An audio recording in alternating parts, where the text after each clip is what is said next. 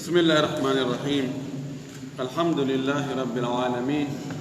وصلى الله وسلم وبارك على نبيه الأمين وعلى آله وصحبه ومن تبعهم بإحسان واستنى بسنتهم وسلك طريقهم إلى يوم الدين. اللهم لا علم لنا إلا ما علمتنا إنك أنت العليم الحكيم. اللهم علمنا ما ينفعنا وانفعنا بما علمتنا وزدنا علما. اللهم اجعل علمنا حجة لنا لا حجة علينا. رب اشرح لي صدري ويسر لي أمري واحلل عقدة من لساني يفقه قولي. وولي في دو دفتر من دو شرح السنة الإمام البربهاري رحمة الله عليه وعلى علماء المسلمين جميعا. همورنتنا تون himorentina e honɗum, himorentina e majjereji ɗi yimɓe goo sincuno feddeji ha ɗum sakkiti hakkunde julɓe ɓen. ko sakkiti e rentinde ko ƴettugol gandal ka koode maho e koode ɗen wowla piiji wirniiɗi ma hiɗɗindira piiji ɗi Allah woni e waɗude ka leydi ɗo e koode ɗen ɓay hoodere kaariire nde yi'ama ɗo nde waɗiri ni nde suppitike fewndo ɗo ma nde muti fewndo ɗo hunde kaari waɗay ma ko ɓay hunde kaari waɗi si ɗum waɗi ma ko nde ɗo ko hoodere ndiyan ni ndiyan miɗo anduno ndiyan na ngaray ɓay hoodere kaariire nden ko hoodere ndiyan kande yiya o aray ndiyan na ngaray o rentinenge ɗum ko waɗi ɓiɓɓe adama ɓe buyi ɓe humidira piiji waɗɗi e sabuji haranaɗin ɗon woni sabu waɗugol ngol. Shirko no ardan ɗo yimɓe ɓe moƴƴino jama be no jogii toon mbowkaji muɗum ɓe nayi ɓay ndu sonduɗo ndu aati ɗum ɗo ko dille ni hunde kaari waɗay ɓay ɗum ɗo warri ni ɗum ɗo ko ni wonirta wana ko men mandi kon si hoodere yaltiri ɗo ni nde ɗo hoodere nde ɗo ko hitande ɗum ɗo e ɗum ɗo hitande kokke hitande ɗum ɗo sifa ɗum no ɗuuɗi. Mo jokki kadi fayin emo faala laɓɓinde piɓule men ɗen lootade haala ba pos tawa ko woni ton wo koko alqur'ana tindiri tabintinni e ko sunna tabintinnen ɗum ko ɗi riiwi kon riiwen ɗum finde nde nelaaɗo sallllahu alayhi wa alihi wa sallama wonno e mum nden ne'i sahaba ɓen e mum maayi accidi ɓe e mum kamɓe kadi ɓe jokki ɗon ɓe janngin ɗum taabiina en ɓen ɗon janngini heeduɓe ɗon ɓen haa ɗum hewti a immal arba haa ɗum hewti en hewti kalama ko meɗen hewti en. ɗum waɗi o wi ɗo qala al muallifu rahimahullah وإياك والنظر في الكلام والجلوس إلى أصحاب الكلام. أو جملة مؤدي له جملة وجودة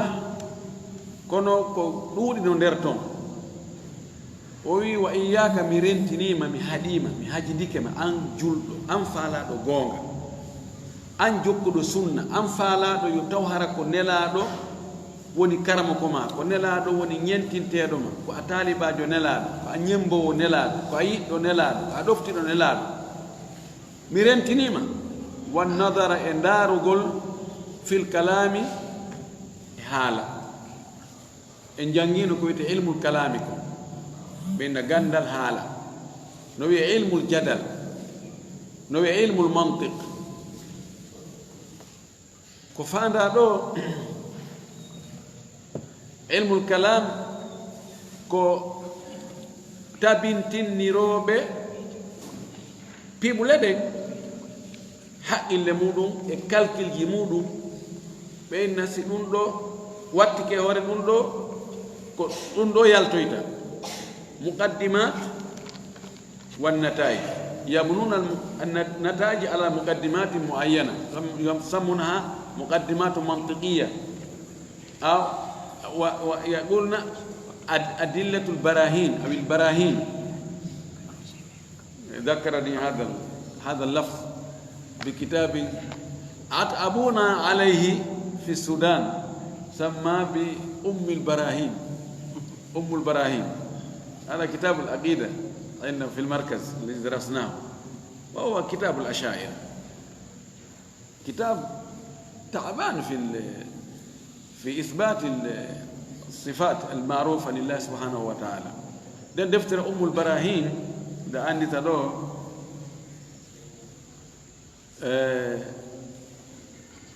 إدام بقالقو واللي في دون فالا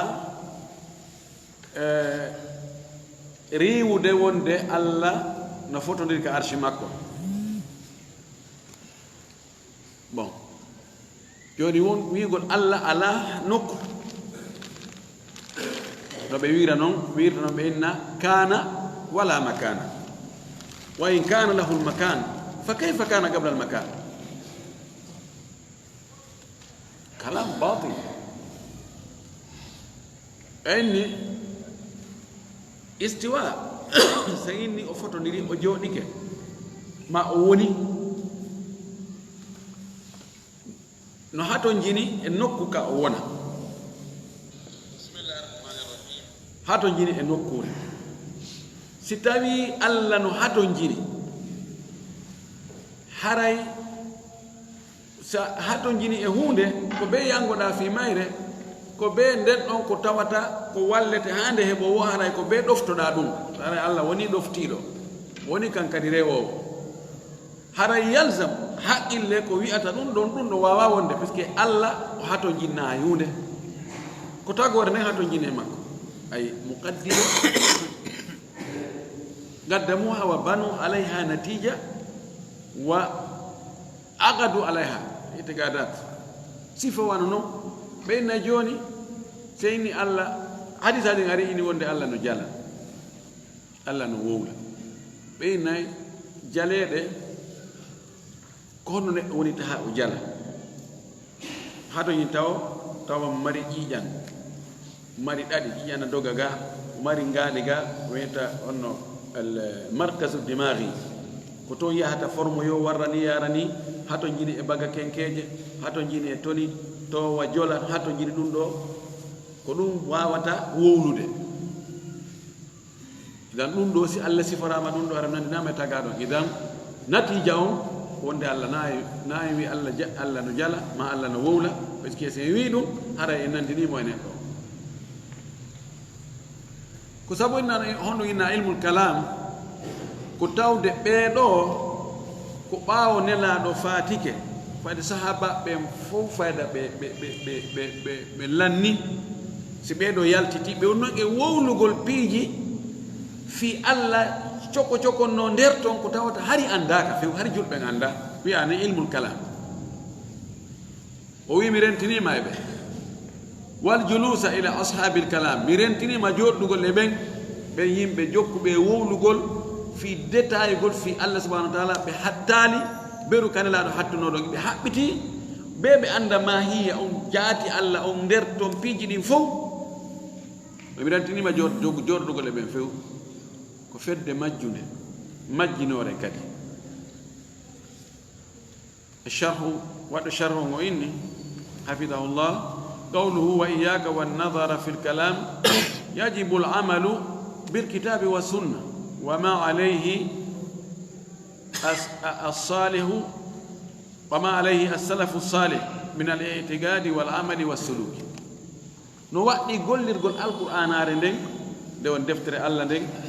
سنة نلا صلى الله عليه وسلم سلدو eko be moƴƴuɓe feƴƴunoɓe attinoɓe ko ɓe fiɓuno kon gollira ɗum ka piɓule maɓɓe e ka golle dewe wa suluk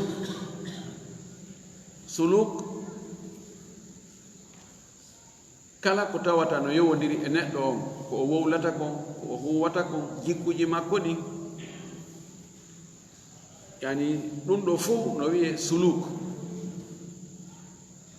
no ɓe wa'uno noon ka finde, no ɓe wa'uno noon ka dewe, no ɓe wawno noon ka yewtereji no ɓe wawno noon ka jikkuji no ɓe wawno noon ka huwodire ko yonunoɓe ko yo yono en enen kadi ɓe waɗi ɗum ha Allah inni mi weltanike on enen sen waɗi ɗum Allah weltantako en fi on no ɗaɓɓeten goɗɗum goo ko rewiren Allah ko tawata ɓen ɗon kadi waɗano ɗum few hal hada min al mantiq hal hada min al aql ɗum no jaɓo taw si e muri ɓe sahabaɓe laaɗo andugol ko honno Allah rewirte kamɓe karma ko maɓɓe ko nela si en moƴƴintinni dewe goɗɗe goo ɗe tawata ɓen ɗon ɓe andano few ɗum alano fewdo ɗin ɗon ɓurunuji haray laqad dalalna ida haray en majji o wi hada huwa almanhaju salimu ko ɗum ɗo woni laawol hisugol ngol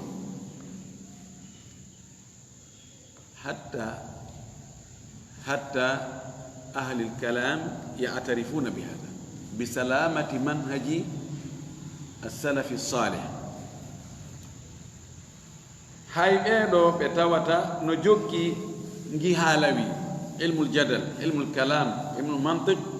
hay ɓeeɗo hiɓe qirritiɓe inna ko ɓuri hisude ɓuri wonde e jang wonde e ɓuttu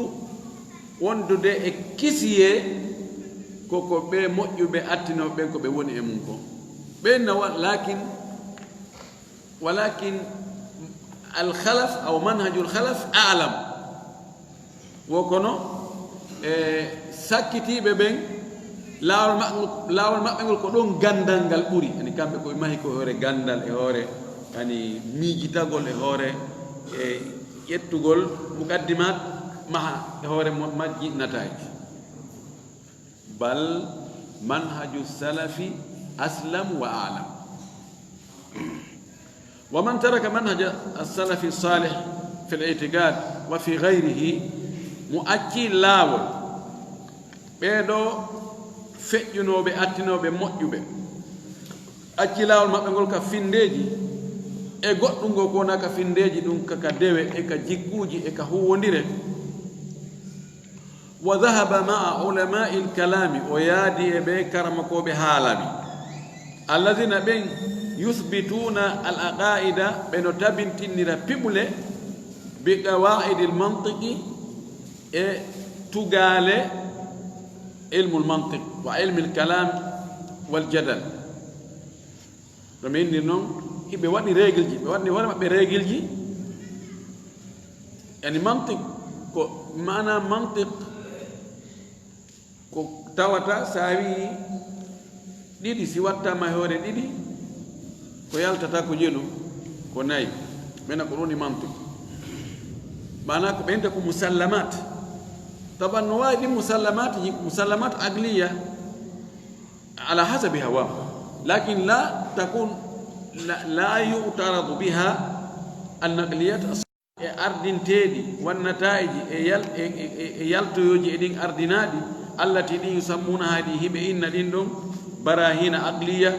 ko burhanuji ko dalilji haqqilleyankoji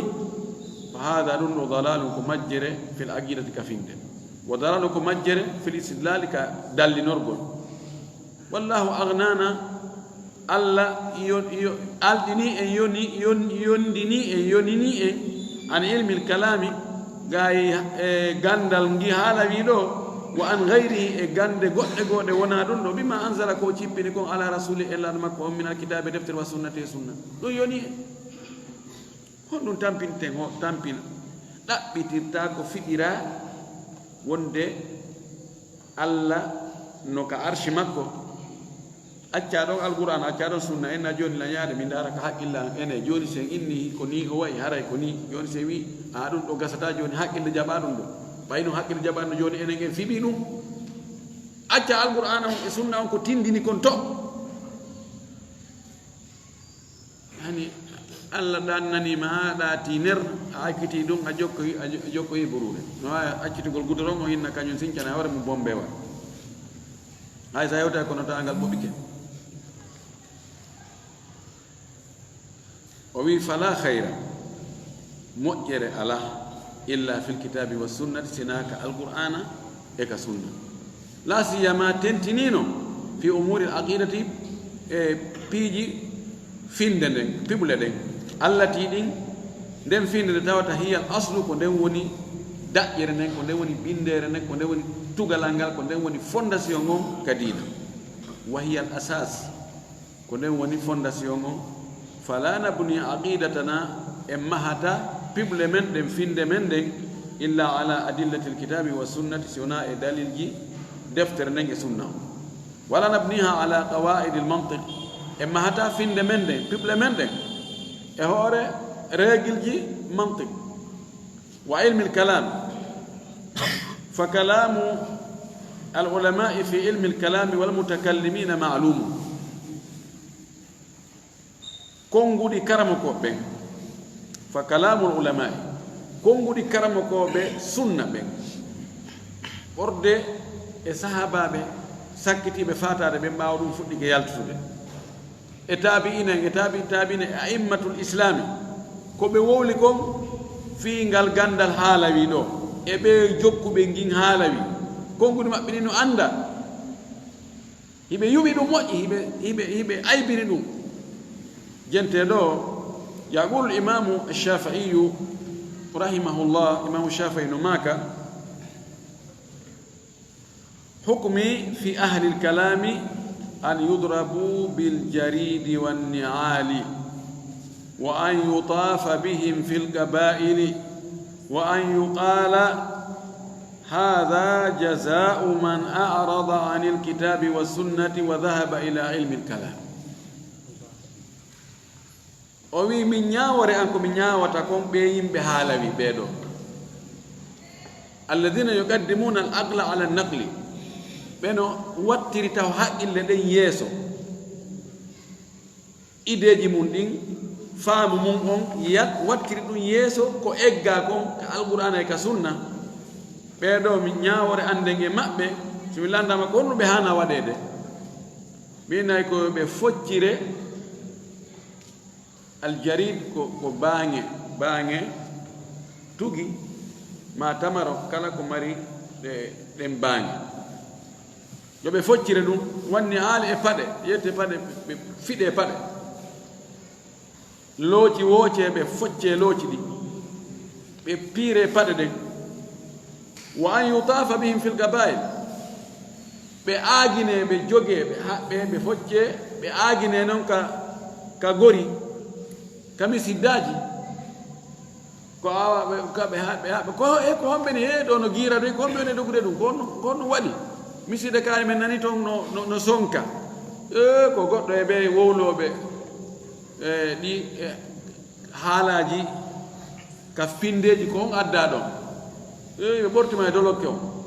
mana ko ɓe wirte mana ko yo fof yo anndu ko ɓe ko homɓe ni si ɓen waɗama ɗo chia ɓen ko honno fota e waɗede on to maati inne noon si ɓe landi ko fi on ɗum waɗanno men ɗum inne ko ɗum ɗo woni joddi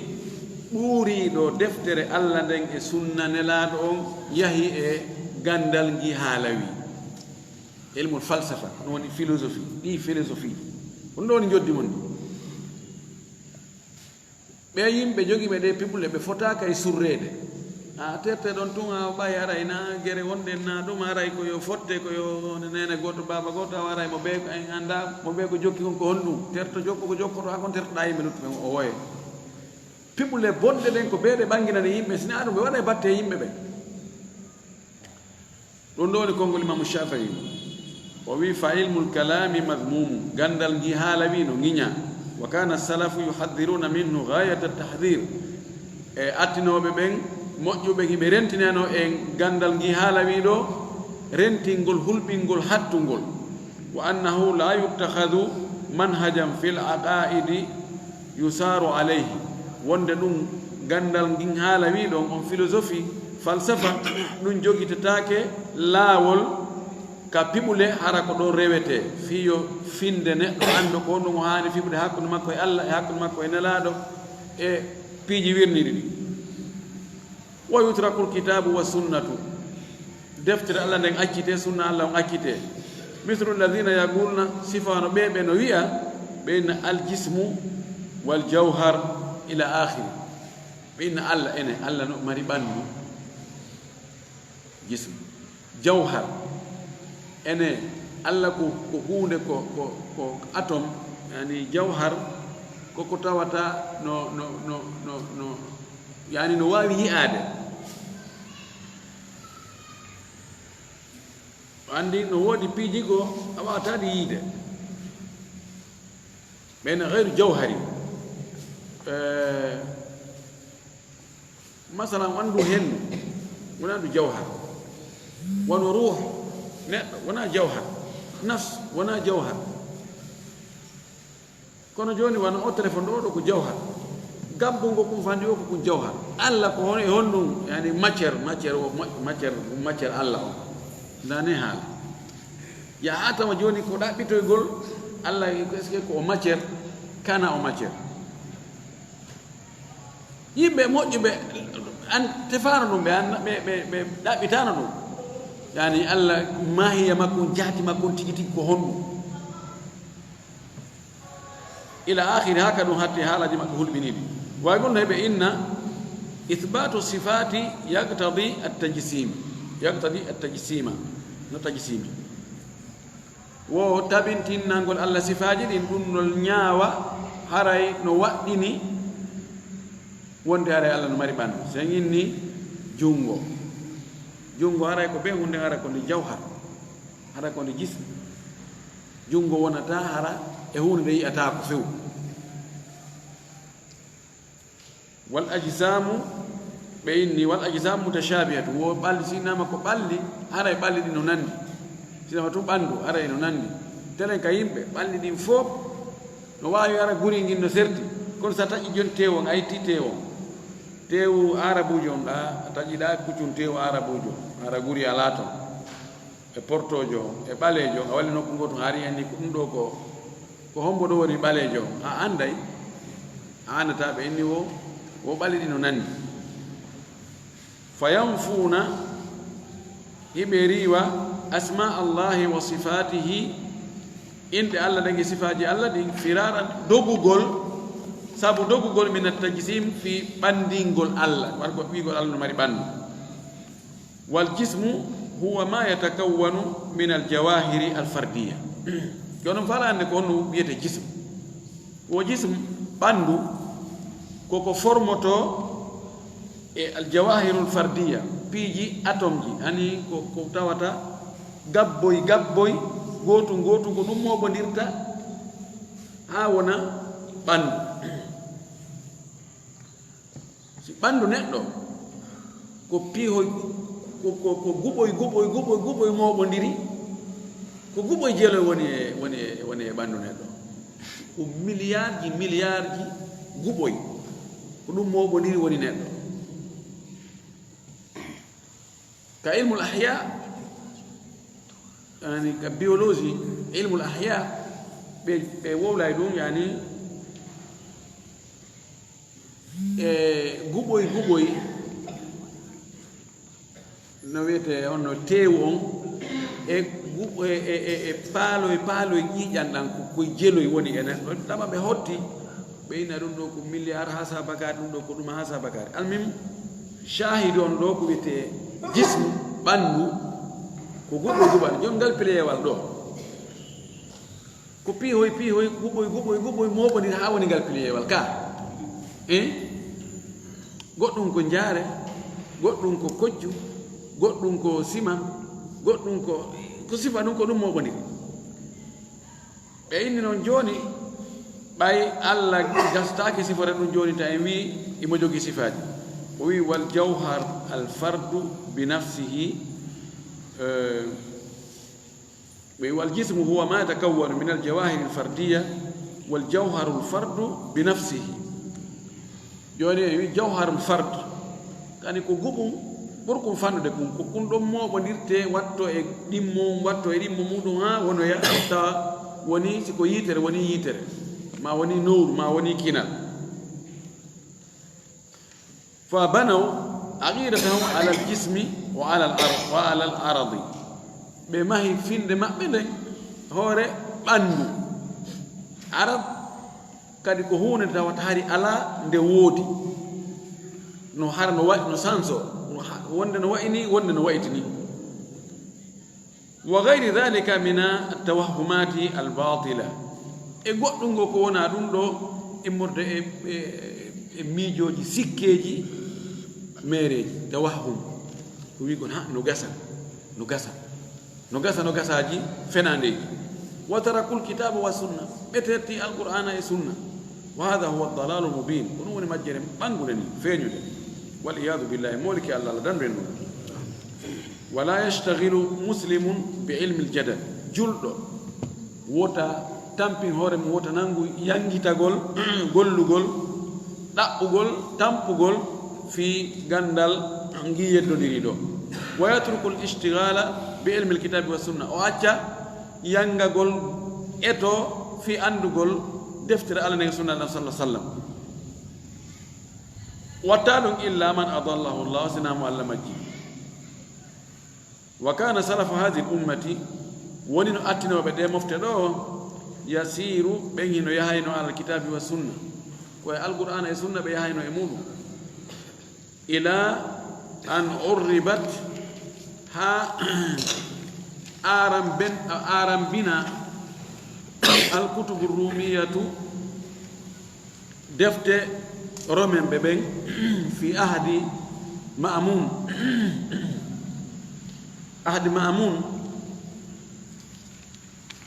be wanno konti université be inni darul hikma do jano e nokkure ka wada ka tawata gande fewndo on tumati no way si wi'ama Sorbonne ma Harvard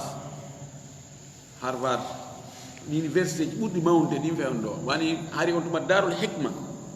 mo waɗanoɗo fewndo ɓeɗo mamun en hari ko ɗon gande ɗen fof hari ko ɗon defte itte nokkel ɗin fof are traduisé natte haalaji ɗin ko defte arabe ɗen watte e romenre nden defte romen watte arabe wa jaa ilmu lmantiqi wa ilmu ljadali ko e nder ɗon ɗon ngal gandal mantiq e gandal ɗi giyeddodiri e philosophie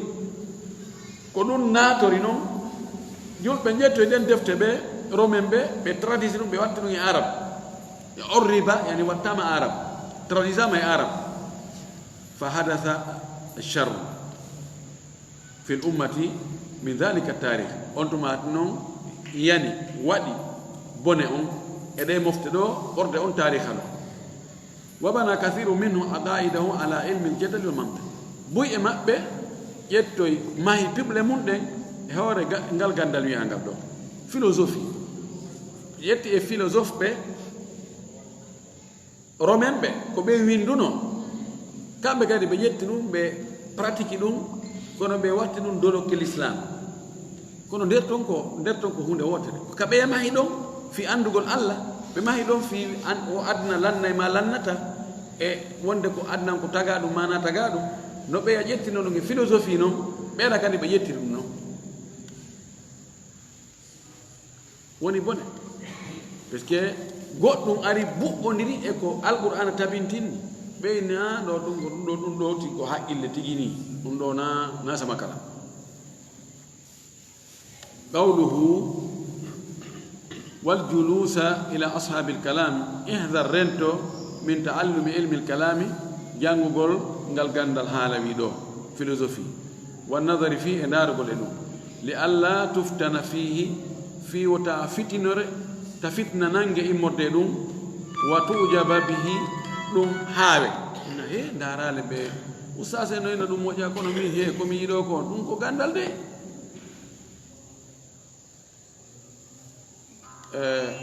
وحذر رنتو مجالسة علماء الكلام جردقل كرمكو بيجي هالوي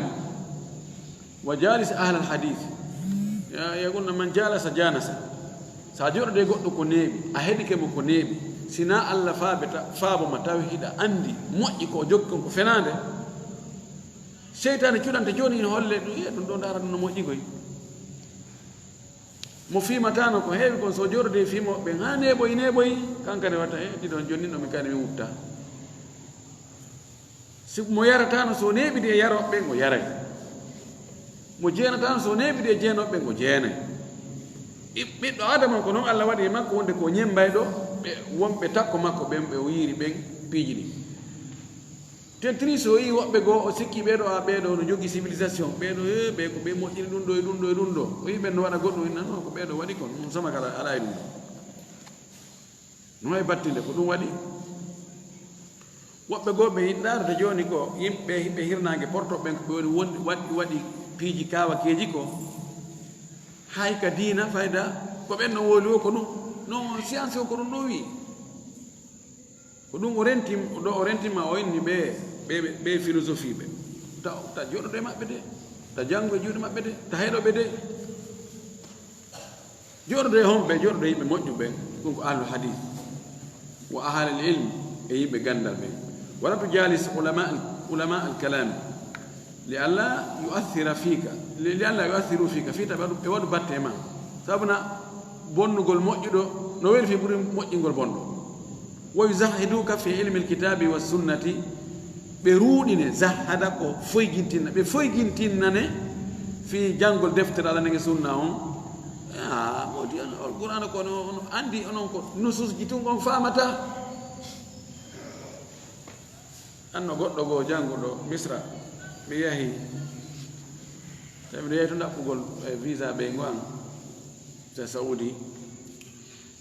ɓe yahi azhar ɓe jonno men suka menen yewta taw mbiɗa men andidini ɓe si ɓe yahi o umra ko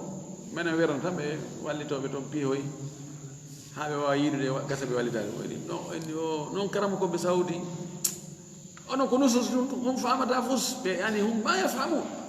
يحفظون النصوص ويطبقون النصوص لكن لا يفهمون مضامين ولا يعرفون التفاصيل ولا يعرفون العلل ولا يعرفون كذا وكذا. ko sifa ɗum so a wondi e sifa ɓen ko ɗum ɓe yettoma non tata ɓe ko figu tum ɓe andi ɓe annda ɗum ɓe annda piiji nder toon kamɓe ko hoore ga tum. si on tigi ɗuuɗima wowlande no wawi wadde battema o wirento o wi fa mujalasatu ashrari joɗɗugol e bombe ɓen to athiru fil jalis ɗum waɗa e batte e jooɗi ɗo mo yahi jordi e bombe si neeɓi tun bone maɓɓe on wifaymo kisan wa lihada sabu ɗum ɗo shabbaha sallllahu alih wa sallam aljalisa alsaliha bi hamili lmisk ko tawde mo wondi e goɗɗo joɗodi e makko o ƴettay e jikkuji makko ɗin e sifaji makko ɗin nelaɗo nandini jooɗodiiɗo moƴƴo. sa jooɗodi e goɗɗo neɗɗo moƴƴo a heɓay nafoore e makko imma yi'a jikkuji labaɗi ɗi o jogii oɗo no ɓurimi jikku moƴƴo manana konnguɗi welɗi yo wowlata ma yi'a wakkilare makko ka dewal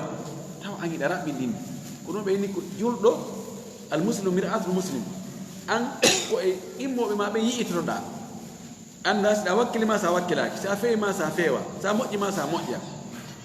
laaɗo nandini oɗo joɗodiɗo wondiɗɗo moƴƴuɗo e jogiiɗo yeeyo parfum yeeyo hamil miski yani ko jogiiɗo parfum ji no yeeya fagara sallah sallam fa hamilul miski rondiɗo parfum ji no yeeya imma an yuhdiyaka imma o okkore enna ɗuɗiɗo mi wujane ɗo ande wujane kon ɗo oɗo ono uuri yani yutiyaka min miskihi wa imma an tabta'a minhu ma ɗum sooda e juuɗe makko ha kon ɗo no wayi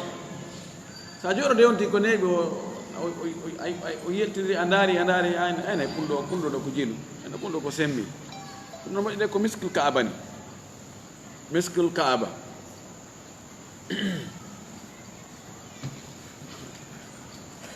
o ga acciti ha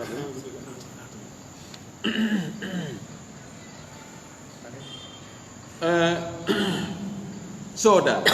wa imma an tajida minhu rihan tayyibatan ma ɗum heɓa e makko uurengol welngol sa neeɓi ɗo jooni ko watta parfum ko ma ko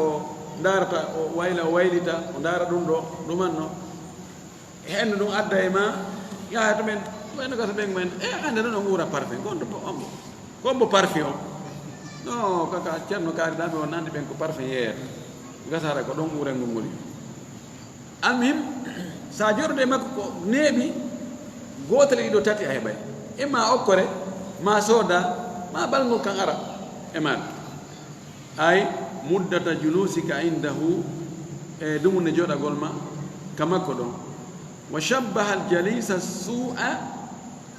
binafihi lkir nelaɗo nandini kadi joɗoɗiɗo bonɗo nandinimo e wifowo biwɗi nafihu lkiri alkir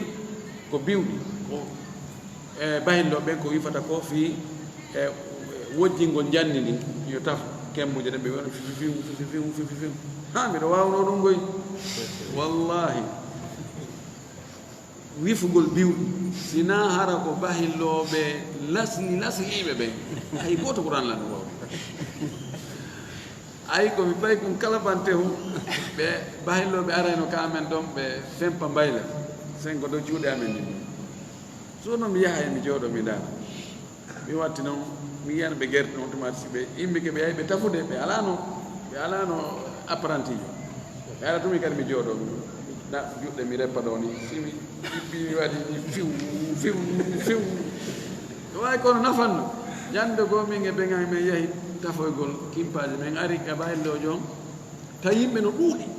woɓɓe woni ɗum balɗe tati no daaki bahillo jom kanko tun e hoɗo goono toni kamen ɗon ɓawi men hewti mi jooɗi tawi wayllon ko aro wifa ha wojja o immo ƴetta o yaaka korare o tafa ɗon ha hutta o arta kadi min yo newna mi jooɗo ɗo mi daasi miɗo wawi wallitade on pullo wawgol ay ɓeɗɗo karama koy ina wawi ɗum min ƴettu mi dara ɓa mi jooɗi ke mi yiɓi mi tagi noon mi sergiti ɓewi ka sergiti ha moƴƴi ɓe neŋaji ma ɓewi ɗo ono fonkutuma ɓeɗo tafana o si tafana ɗum almihim oɗo wifowo wuttowo biwɗi sa joɗode makko laɗo maki imma an yohriga thiyabaka ko imma o sunna coñcima ɗin taw fettere iwoya to ara dire toon seeɗa ceerno e pottotoɗa seeɗa on ɗo to yiite ni ala ko min wawi hendu no wawi ƴettude fettere toon ara e ma honno wiyete kemmu hum ko wira ko ara ko jooɗo ka coñcima wottuma tufi hewtoy ka ɓandu ma mi somi wa imma an tajida minhu rihan khabithatan ma ɗum ko ɓuri fannude ko heɓa e makko hendu luuɓum sa yiwna to ɗum ko ka bayillo men yuri habbo tum baba an mbiɗa yeeyi ɗon tekkitagol hada mathalu aljalis alsalih mathalu aljalis alsalih wa jalisi suui wa ulamau lkalami waljalisi suui fotno wadde ɗum kadi alay fela wa ulamau alkalami min julasai suui ɓeɗo philosophe ɓe ɓeɗo koye joɗodiɓe bomɓe ɓen ɓe jeeya fala tajlis ma an wota joɗode maɓɓe dey fa innahum yufsiduna aqidataka anduɓe bonnay koye findema nde wa yuzahidunaka fi kitabillahi wa sunnati rasuli sallah sallam ɓe foygintinante ɓe hayfinane ɓe ruɗne ruɗagol ko angal hakkitata ɓe naasa zahid ɓe ko ruuɗiɓe andi wettuno mawɓe ɓawaɗo ɓe nano mawɓe ɓen ko ruuɗiɓe man hara fayida adnana haaju maɓɓe hakkitana maɓɓe ala kala ber ko ɓe heeɓi o yoni ɓe ala kay faala kay coñci kesiɗuma ɓe jeyano e ɓen mawɓe sakkitiɓe ɗo siko ceerno abdoul goudous dey ɓeɓe kula mawɓe fatinoɗo telen 2009 telen ɗon ƴeƴƴiti ɓe yahno e hiwroyi ɓe ɓe sifani men ɓe holli men ko ɓe hayno ɓe remana hoore maɓɓe ɓe mawɓe noon kula on tumade kamɓe woni lontiɓe ɓen kono ko zahid ɓe ala haaju e giɗi giɗire affaire adna sa yi suudu kaɓe wonno ɗon ɓe yahay ɓe maki ɓe sifani men ko ɓe nafoto kon ɓe yahay ɗon kamɓe remanta ɗon hoore awanta ɗon hoore maɓɓe ani enen hannde si tawi on tigi toowi seeɗa machallah minen ɗo suuɗo on ko ɓurgal laɓeede o min waɗɗoto ɓurɗi ɗumannade ani ko ɗum woni ruuɗagol yani foygintingol fewunde jooni noon so tawi a jooɗodi e ɓe ɓeytuma non on kadi an alaa ko jannga sina ɗi hadisaji tun hadisaji sahih boukhari sahih muslim ɗum ɗon tun kodi a janngay ko uddita haqqille ma ko ilmul mantique ɗum a heɓay haqqille ma ɗen udditoto a waaway waɗde débat a waawi anndu ɗum ɗo a waawi waɗde gawaayde ɗum ɗo e ɗum ɗo no jeeya e min ko mi yiri ella e wano jamaatu tablir ka kalimatu yusahidunaka mbiɗo annditi ɓeeɗo kadi no jeeya e ellaaji maɓɓe ɗin jamaatu tablir yusahidunaka fil ilm ko mi wonno sénégal sa'i goo ɓay min ni mbiɗo faala hede janngoya miɗo wonde e woɓɓe ɗon ɓe jama tabli waɗi batte muɗum moƴƴi ɓe tafi ɓe haa ɓe señƴi wen ɓe ni an on ɗaɓata gandal hannde kadi an golliti ɗum ko jannguɗa ɗo ko anda sahabaɓe marano diplôme ji anayi sahabajo goɗɗo no wiye ko docteur ni ma ko ceerno ma ko ɗum ɗo ɓe jokkinmi ɓe haɓɓiti min ni noon min mi yaha mi janngoyde min wona jindugol lootunge waaja ko waala gole juulirɗe tawa janngata min naa ɗum mi jokki few ɓe eti haa ɓe ronki fes ɓe ronkimi jooni noon ɓay mi janngo mi arti mi saayi ko mi yehi sénégal mi tawa e ɓe he ɓeyni jaka men faljiino jaka men faljiino min sikki ko min annduɓe jaka men annda e fus ɓeeno yiwa ɗo pakistan arɗo inna men waɗe ɗum ɗo jaka men janngaali min annda fus idan ɓeeɗo ko noon ɓe wayi ɓe ulamaul kalami wal falsafa wal jadal ɓeeɗo mo wondi e maɓɓe ɓe yettuma ko jokka ɗo alqur'an e tuma woterto ɗum famata ɗum yani ɗum ɗo yona ko yangane wallahu mustaan قال المؤلف رحمه الله وعليك بالآثار وأهل الآثار وإياهم فاسأل ومعهم فجلس ومنهم فاقتبس باورنتني ما يبدا تاوا كيترني joni mo faala ma holde non ko homɓe wondata awata ɓay o yita jooɗude e ɓeeɗa ta wondu e maɓɓe ta heɗoɓe ta janngu defte maɓɓe ɗe ta haccite e maɓɓe joni noon ko homɓe o faala ya wondu e muɗum o hino ɓe ɗon o wi mi yamirima jokkugol batteji ɗi mi bil athar batteji ɗum ko deftere allah nden e hadisaji lani sallah sallam e konnguɗi sahabaɓe naɓe sallallah sallam e konnguɗi karamakoɓe wano taabina e taabina jokku ɗin ɗon e yimɓe jokkuɓe ɗum ɓen wa iyahum fasal ko ɓeeɗo lantuɗa lanno ɓe wa maahum fajlis jooɗodo e ɓe wa minhum faktabis e te'u e ɓeeɗo ictibas ko te'ugol mana koye ƴettugol hunde e nder hunde wona jooni yahugol yani ino goɗɗo huɓɓiɗo jolɓol an kadi adda jolɓol ma ngol huɓɓa tugga ɗon haa huɓɓa naɓa noon nge yiite ko ɗo wiyete ictibas way jooni ara karamako ma no ɓe jannginirta noon ñembaɓe ɗum e no ɓe rewirta allah noon ƴetta e ɗum no ɓe dalinota noon ƴetta no wiyete ictibas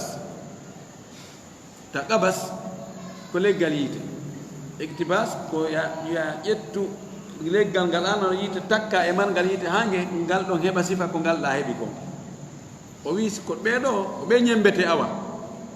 char qawluhu alayka bil athari ay al ahadith wa ahli al athari wa maana alayka ay ilzam waɗɗintinno ñiiɓudu wondu kama fi qawlihi ta'ala wa alla wirno ka deftere makko ya ayyuha alladhina amanu alaykum anfusakum wa alla wirno ay ilzamuha yani jogite hoore mo wonde e hoore moɗo ta terto wonki makinno koki waɗi koki faala ko ɗum awa o wima ɓeeɗo yimɓe jokkuɓe hadis ɓen humodir e ɓeeɗo jogodir e ɓeeɗo ñiiɓude e ɓeeɗo qawluhu wa iyyahum fas'al qala ta'ala fas'alu ahla dhikri in kuntum la ta'lamun lande yimɓe alqur'ana ɓe yimɓe bindi ɓen yimɓe gande ɓen so tawi onon on anda wa iyyahum fas'al taban so tawi maf'ul on attike fi'il on wana oɗo maf'ul on ko wonta ko yani ko yani ko taban ko mansur ɗo wonta wa iya no ara si tawi inderen attike wona mubtada awiri joni muhammadu yaqumu ɗo muhammadu wona o faye o mubtada yaqum on jumla ɗon on jumla habariya kono si tawi addi tawi fiiɗon ko amru o ga ko watte ko mafulum bihi joni noon iya ko mafulum bihi o wi ɓeeɗo lando ɓeeɗo yaani ko faandiɗo ahlal ilmi ko ya lando yimɓe gandal ɓen min ahlil kitabi immorde e yimɓe defte ɓen almustaqimina focciɓe fewɓe ɓen kadi wa ahlul ilmi min hadihi l umma yimɓe gande ɓen e nde mofte ɗo hum alladina yusaluna ko ɓellandeteɗi qawluhu wa ma'ahum fajlis wa minhum faktabis qala allahu jalla wa ala wa idha ra'ayta alladhina yakhuduna fi ayatina fa'rid anhum hatta yakhudu fi hadithin ghayri wa imma yunsiyannaka ash-shaytanu fala taq'ud ba'da adh-dhikra ma'a al-qawmi adh-dhalimin joni ko ɗo waɗi iktibas rentingol e ɓeeɗa allah subahana taala wi si a yii ɓeɓe no ukko e ayeje amen jumpa yahuduna ko jumpugol ko untagol to wowla ko ande ko anda sa yi woɓɓe no jooɗi no wowla ɗum adda qissaji penale firra qur'an no faalira o fa arid anhum ɗuroɓe huccuto an hatta yahudu fi hadithin gayrihi ha ɓe arta yewtere wonde goo si ɓe natoye joni affaire politique ma ɓe natoye affaire e qissaji hakkude ma fi gurdanta joni na fiɗina ɓe no wolde na fenugol agga waɗa ka qur'ana ko ala ka qur'an on tuma noon yawarde joɗɗa e maɓɓe ɗo masalan on jogui grand place ɓe ukki ɓe addi ɗon débat fi dina saɓotugol dina ma wolugol tun ko anda sa wawata haɗugol ɓe immo yaha to si ɓe yaltoye toon noon e on sujet ɗon ɓe artoye goɗɗum gon ɗum a dawa arde joɗɗa e maɓɓe wa imma yunsiyannaka cheytanu fala taqud bada dicra mal qawmi zalimin si tawi noon ɓe wowli tun kono haqqille ma huccin toon hiɓe wowla tun sa andi toyi immo kisan to jorde maɓɓe de sa wondi e bonɗo no hulɓinta lette ɗen arɗon ɗe hewtore wattago fitnatan la tusiba alladina zalamu minkum khasatan wa qala subhanahu وقد نزل عليكم في الكتاب أن إذا سمعتم آيات الله يكفر بها ويستهزأ بها فلا تقعدوا معهم حتى يخوضوا في حديث غيره إنكم إذا مثله الله تبني إهور مودو كدفتر كالقرآن وند سي أنني آية الله دين نو يد نو فن نو جالكته نو ودي أوام no sabote ta on jooɗoto e ɓe waɗoɓe ɗum few haa ɓe iwa e ɗum ɗon ɓe artoya e yewtere wonde gonde tawata na sabotugol diina kan na sabotugol karama koɓɓe na sabotugol defte ɗen on tumaati ɗon waawi jooɗoɗo e maɓɓe mbaawo kono si on jooɗodi e maɓɓe hiɓe sabotude diina kan hiɓe sabotude karama koɓɓe hiɓe sabotude defte ɗen ɓe sabotude kitabu wa sunna on jooɗi keɗon on fanki bude onon on wowlali on nunnaali kono on jooɗi fanki bude mo ari tawi on ɗon innoɗara hay kaare mi nani ɓen no ɓeya no wola ɗon ko nguɗi inno hulɓini kono hay kaare no ɗo mina o yeddari mine moɗon ɗo o wi haray innakum ida mithluhu aray on wayoma be holla yani ta Allah yedde ta diina sabote joɗɗa ɗon fanka bude ata wuri hakkitande ma ala sa wawata fankinde ɓa ngimmo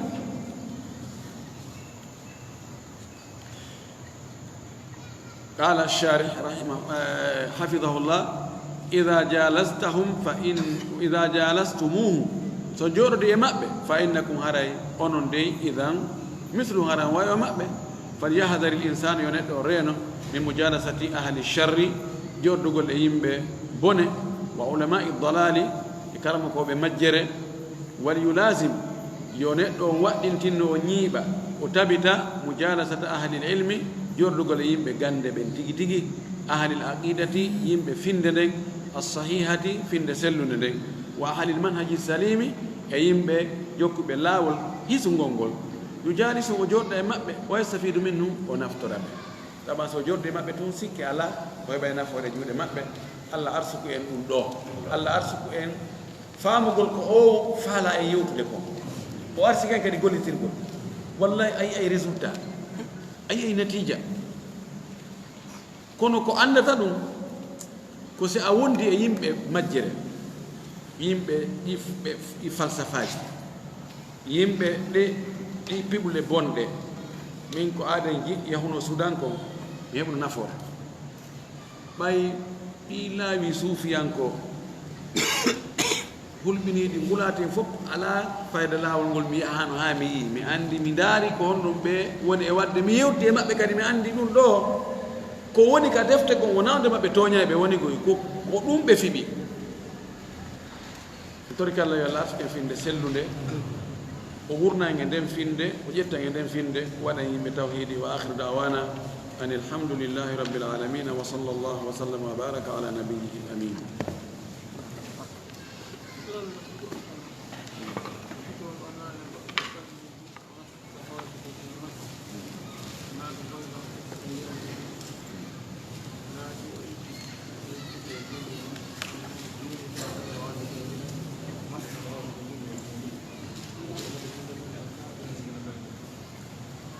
landal ari ɗo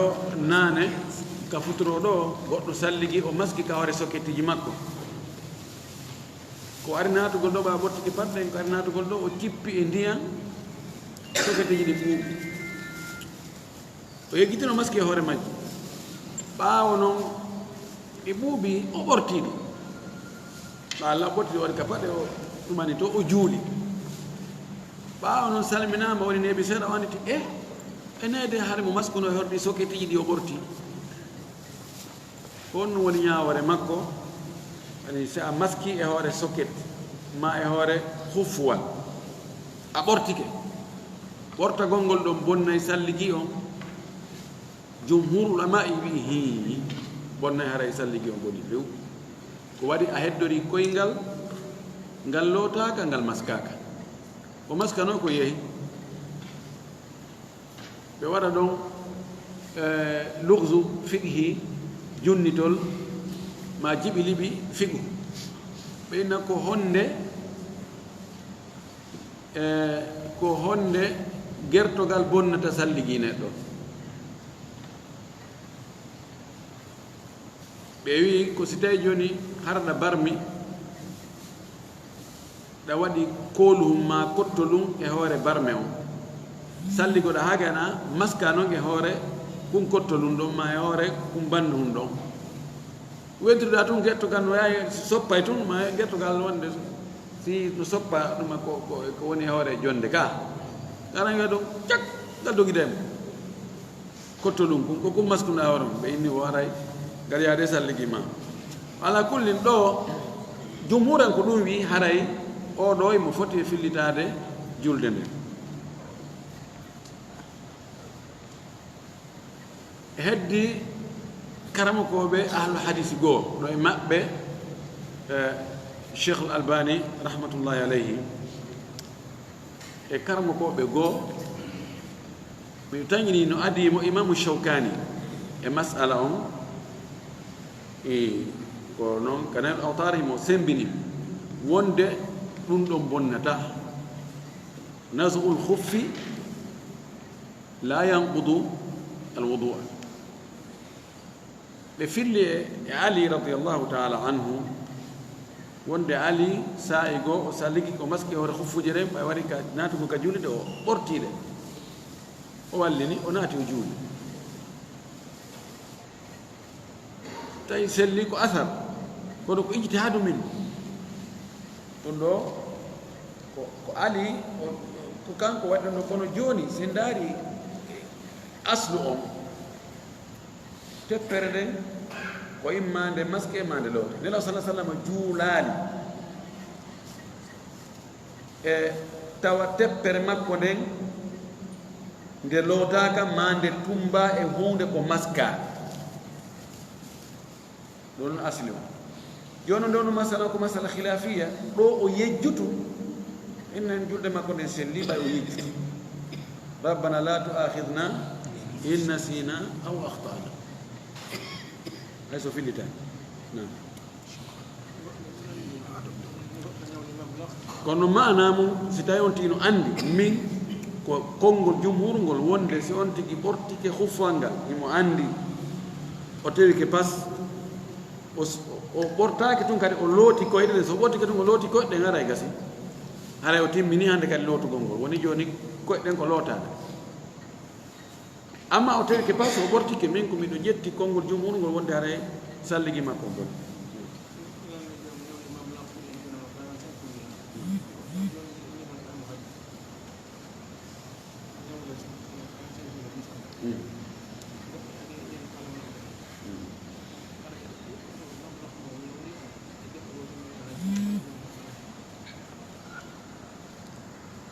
woɓɓe landi joni goɗɗo harno ñawli e piide misal wano 45 millions goɗɗo noon ara inna no faalamo naɓude hajju o wigol mo joni accu mi ƴetta ɗin ɗi naɓitami hajju ɗon mi yoɓa miɗa jogui 45 millions ñamande iwa e hoore makko e o fankugol ɗon o immo o yaha o hajjoya e hoore 45 millions no e hoore makko konno ɓuri moƴƴude ko ɓuri moƴƴude ko yaw o hajjoya kono noon si tawi lajal ko haldi kon e o mo o ñawli lajal ngal timmi hewti mana o haani yoɓude wona yo yahu o diisinaki o waynimo ɓay yaade ndun piiji boy no wawi wonde ɗon no wawi o maayoya amma si hewtali lajal kaɓe haldi ɗon mo wawi yaade hay so waynaki par ce que oya ñawluɗo ala haqqe ƴantugol mo o ñawli on si tawi ɓe waɗi délai ɗo e délai o hewtu kono wi'aka ñawliɗo hajjata si on tigi heeɓi tun faman istata ilayhi sabila istata ilayhi sabila aray ko hajjugol ngo ko ɗum ɓuri moƴƴude ñamande ngeddo kande heddi ɗum inchallah allah addoya laawol no nde yoɓi hen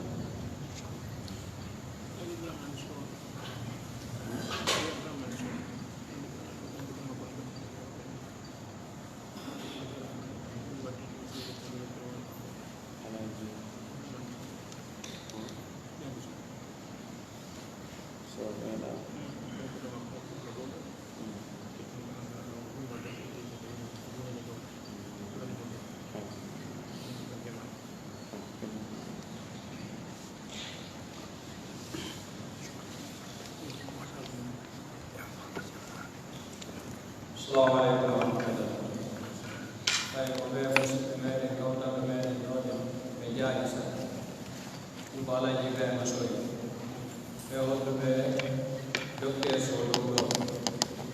sona nokkunon ko ɓeɗi hande aray waɗɗingol ngol ko jamma e 10 heures juuleɓe kam moɓɓen ɗon naɓe waɗɗinoɓe ka ɓerɗe wani dala aray ko tedduɗan meɗen jam